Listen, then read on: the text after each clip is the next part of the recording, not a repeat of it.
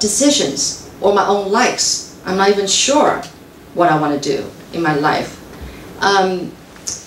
Even before I got into RTI, way back before then, when I was working for Taiwan News, I did recording for them. And that was my first time doing recording. That means going to the studio, and they have this weekly magazine, but then you know how then they would always make these 有声书, sound, they come with CDs. So I would record for the CD. I would just read the content. Very simple. Just read the content, read the vocabularies, and that's all I do recording. And it was my first time. I was nervous, but after a while, hey, it wasn't that bad. And I even learned, if I would listen back to the very first time I record, and then 10 years later, I recorded 10 years for them, later, I'm sure there's a big difference, because then I learned to have more confidence in my voice. And you can tell if you have confidence in your voice. So I learned how to, I'm still learning, how to really use the diaphragm to talk, and it's different, so that you don't hurt your voice. You don't go from here, but you try to. So that means when you breathe out, it should come out instead of in. So that's the proper way to breathe when you do broadcasts, so that you don't get tired and hurt your throat. But anyway, so I learned all that, right? And I remember that somehow I learned how to do that, because I remember when I was on the street, just walking on the street, and my kids were younger, and then I would turn around and yell my kid's name, 庄心雅, and then everybody on the street would turn around and look at me. And I'm saying that I'm a very thin person. I used to have a very small, soft voice, but now it's like I had no idea I was projecting my voice, but I'm thankful for my job to make me confident in my voice, I guess. And then eventually, it wasn't just reading. Eventually, the boss wants me to read and explain the English. And I was going, I'm not an English teacher. I was never an English teacher. I can't explain. So I started getting nervous again, And I realized that if it's something that I've never tried before, that it's new, I have no confidence. I want to make sure that I'm 100% confident that I know I'm going to do this right before I'll go on stage, that kind of thing. So I was nervous. So what did I do? I didn't know what to do. I called somebody who's a foreigner in Taiwan. He's kind of experienced in this. So he says, oh, it's easy, and explained to me that you just do this and that, and it's no big deal. So, all right, fine. First time I tried, second time I tried. After a while, hey, it wasn't that hard anymore. So I went from a simply just reading and recording to eventually read, record, and explain, okay? And that, I overcame that obstacle. Then, actually it was John who saw the ad in the papers for RTI. He said, hey, go try it. I said, what, me? But gosh, the translation test was not easy. You had to be up on the current news, and my Chinese is not good. So, but hey, I actually did it. I remember it was then when there was 公投 referendum, and I was glad there's the two words 公投, and I'm going like, what's that word? Oh yeah, referendum. I was like, oh, great.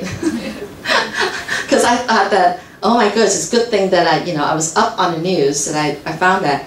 But when it comes to translation, and I think I also enjoy simultaneous interpretation, which is like actually it's a delay of 3 seconds that you kind of I tried before when you're off in a booth at a conference and you're supposed to translate right away, right?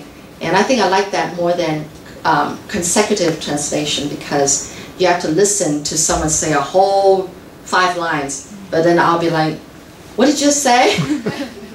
Because I forget what he said in the beginning.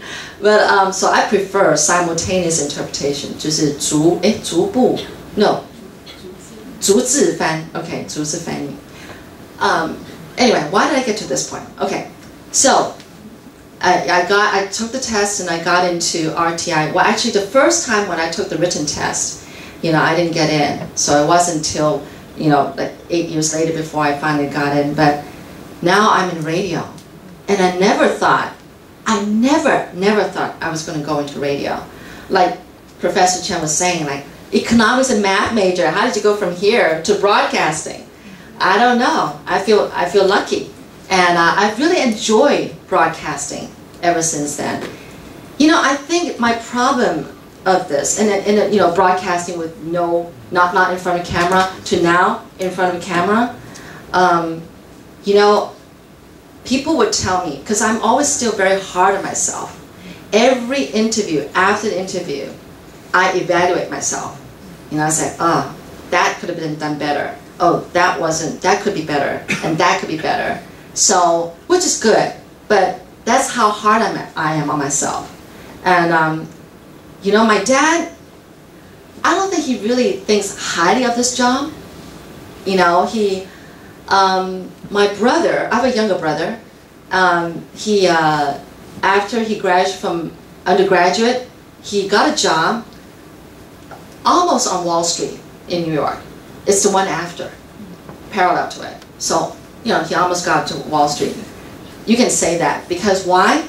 Because I think my dad made me feel, okay, and I don't think that's bad, but I'm sure that some of your parents are like that. Maybe it's your mom or your dad, that they make a mistake of comparing among the siblings. I see someone shaking her head. And he made me felt that. And I told him to his face, I said, are you comparing me and my brother? Because he got a job almost on Wall Street, but I didn't. And he said, oh, no, But honestly, I was really hurt, And I don't know, some parents, they like to say about great things about the neighbor's kids. So-and-so went to Taiwan. So-and-so's kids went to Beinu. So-and-so's kids went to Harvard, and so-and-so kid went to Princeton, and that's not healthy for the kids. They think that, I'm not only talking about my dad.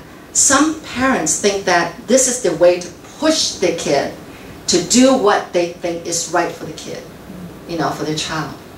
But I don't think so. Some people, that works. If they make you push you, go to Harvard, go to Harvard, go to Harvard. It'll get you a good future. And then the kid said, okay, yeah, I agree with you, and then go. But then there are others. That's not the way. I think I'd rather, as I went in life, that I discovered that I'd rather that my dad let me make mistakes, and I'll learn from my mistakes. And don't be afraid of mistakes. Don't be afraid of failures. And that's what I have to constantly remind myself. Because even now, I don't think I'm great in front of TV, actually. People would say, including my husband, you're good, you're great. And I'm going like, to be honest, I said, I'm just being myself. But that is because some people actually ask me, how come you can be so natural in front of the TV? And I said, well, in a way, I don't feel, just pretend the TV's not there. It's like you're just talking to a good friend. And that's what I do, is that, of course, the very first beginning, our studio is not a big professional one. And I was told that when you interview the interviewee, and besides, the first time it was like sitting, not facing the interviewee, it was more like to the camera, and so I had to turn. But the thing is that I was asked that every now and then I still have to go and look back at the camera.